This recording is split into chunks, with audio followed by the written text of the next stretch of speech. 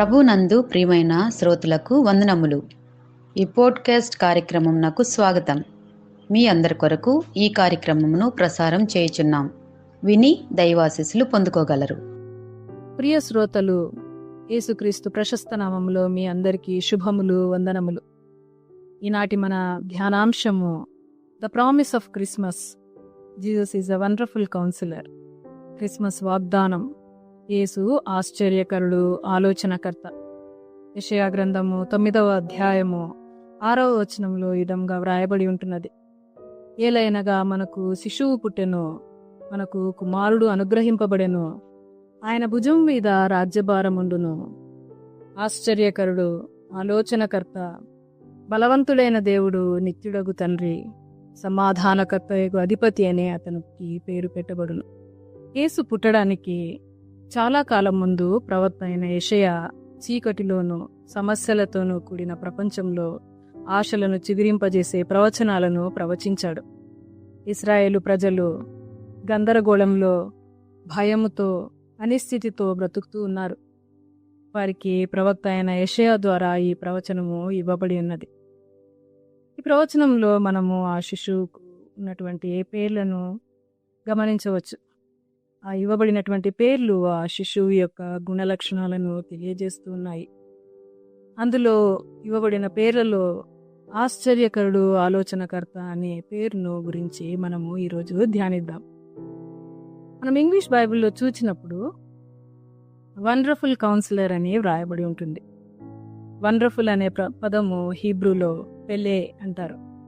దానికి అర్థము అసాధారణమైన, అద్భుతమైన, అపరిమితమైన, మన ఊహకు అందని అనే అర్థాలను అది కలిగి ఉంది. అదేవిధంగా కౌన్సిలర్ అనే పదాన్ని హీబ్రూలో యోయబ్స్ అని అంటారు.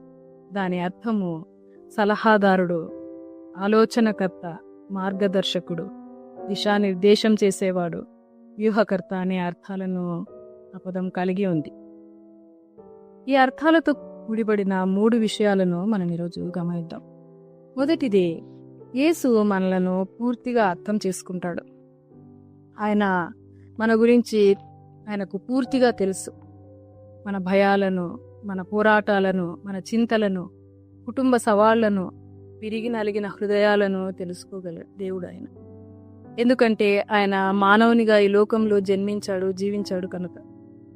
వాక్యం చెప్తుంది, మన బలహీనతల యందు మనతో సహానుభవం కలవాడు ఆయన అని. హెబ్రీ పత్రిక 4వ అధ్యాయము 15వ వచనంలో ఈ వాక్యాన్ని మనం గమనించవచ్చు. కాబట్టి ప్రియ శ్రోతలు, మనం ఒంటరిగా లేము.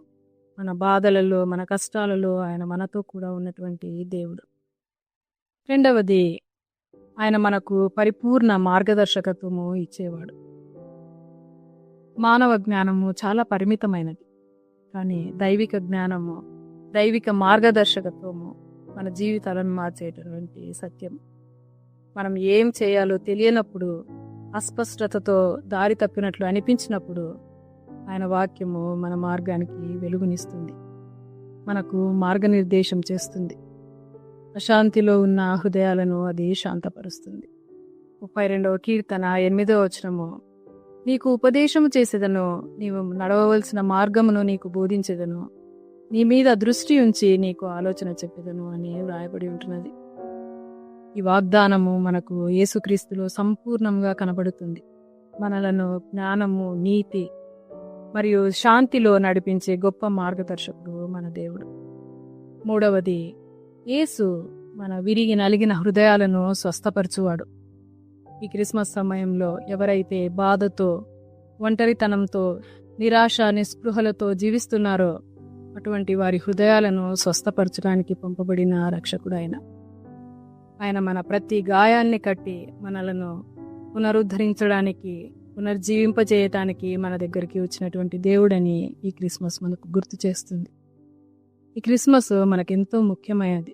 ఎందుకంటే దేవుడు తన వాగ్దానాన్ని నిలబెట్టుకొని తన ఏకైక కుమారుని మన కొరకు అనుగ్రహించాడు. ఆ విధంగా మనకు మార్గ నిర్దేశం చేయటానికి ఒక సలహాదారుడు వచ్చాడు. మనకు స్వస్థత చేకూర్చటానికి ఒక రక్షకుడు వచ్చాడు. మన చింతలను, మన బాధలను ఆయనకు అప్పగించుదాం. ఆయన వాగ్దానాల యందు విశ్వాసం ఉంచుదాం. ఆయన మార్గదర్శకత్వంను అనుసరించుదాం. ఈ క్రిస్మస్ సందర్భంగా అద్భుతమైన మార్గదర్శకుడు మన జీవితాలను నడిపించటానికి ఆయనను మన హృదయాలలోనికి, మన జీవితంలోనికి, మన గృహములలోనికి ఆహ్వానిద్దాం. ఆ ఆశ్చర్యకరుడు, ఆలోచనకర్త మనందరినీ ఇప్పుడును ఎల్లప్పుడూ కాపాడి నడిపించునుగాక.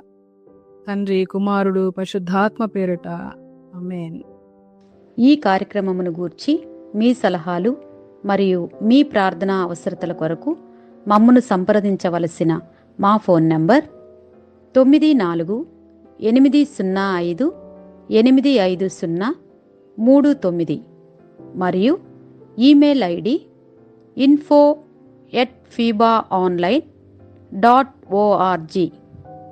మా ఫోన్ నంబర్ మరొకసారి 9480585039. Email ID info@fibaonline.org.